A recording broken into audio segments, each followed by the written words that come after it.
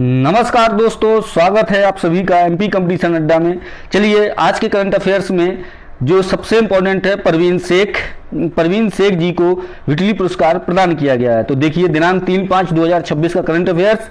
और सबसे पहले अपने चैनल को सब्सक्राइब जरूर करें ताकि डेली करंट अफेयर्स आपको तुरंत मिल सके और आपकी जो कंपटीशन की तैयारी है, एग्जाम है, उसमें एक करंट अफेयर्स की जो बहुत महत्वपूर्ण भूमिका है वो आपके लिए कारगर साबित हो। तो चलिए देखते हैं एक एक करके बहुत अच्छी तरीके से। सबसे पहले पहला पॉइंट याद रखिएगा, परवीन शेख ने 2026 का विटली पुरस्कार जीत लिया है। ठीक है, परवीन शेख जो है तो ये कौन थी?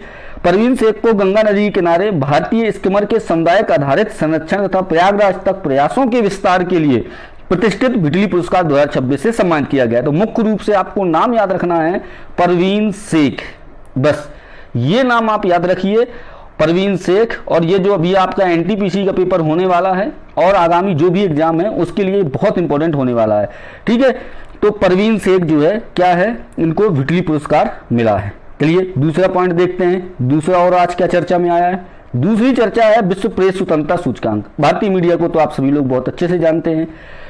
पिछले 25 वर्षों में भारतीय मीडिया सबसे निचले स्थानों पर 2026 में है। भाई देखो, आपको पता है कि विश्व प्रेस स्वतंत्रता सूचकांक जारी कौन करता है? तो रिपोर्टर्स विदाउट बॉर्डर्स एक संस्था है जो ये सूचकांक जारी करती है। ठीक है, उसमें जो भारत की रैंक आई है ना, वो पता कितनी है? 157 रैंक है।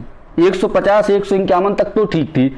180 देशों में भारतीय मीडिया की जो रैंक है वो 157 है। मतलब इस तरीके से बिल्कुल गर्त में जा चुकी है भारतीय मीडिया।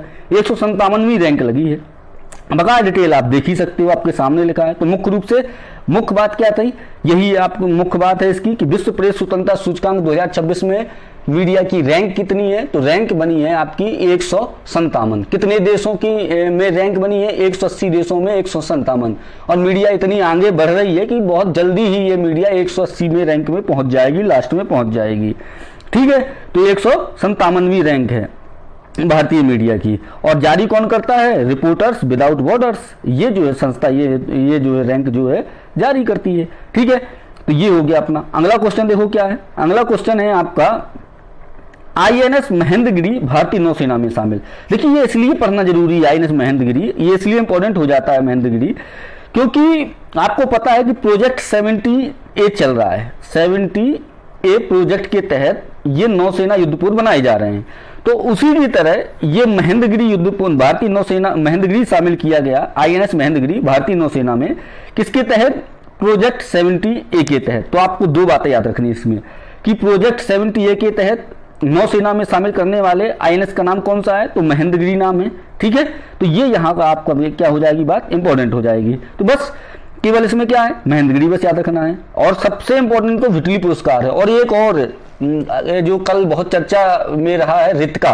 ठीक है, तो उसका आगे चर्चा करेंगे क्या है वो। देखो ये इसके बाद रित्का श्री का नाम बहुत ही इंपॉर्टेंट हो जाता है पेपरों के लिए। देखो रित्का श्री ये कौन है? ये भारत की पहली महिला ट्रांसजेंडर हैं जिनको क्रिकेट अंपायर बनाया गया है।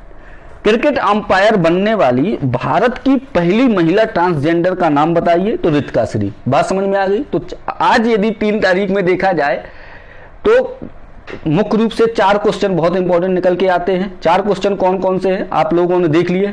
पहला क्वेश्चन सबसे ज्यादा इंपॉर्टेंट, परवीन शेख जो पूरे 2026-27 के एग्जामों में चलने वाला है, विटली पुरस्कार जीता है, पर्यावरण के क्षेत्र में दिया जाता है। दूसरा इंपॉर्टेंट प्रेस मीडिया 157वीं रैंक, ये दूसरा इंपॉर्टेंट है। तीसरी इंपॉर्टेंट बात आपकी निकली महेंद्रगिरी।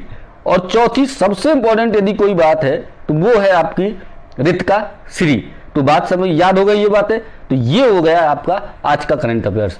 तो यदि आपको चैनल पसंद आया हो तो लाइक सब्सक्राइब जरूर करें ताकि डेली करंट अफेयर्स आपको याद ना करना पड़े, बार बार आपको तुरंत मिलते रहें। धन्यवाद, मिलते हैं अगले वीडियो में।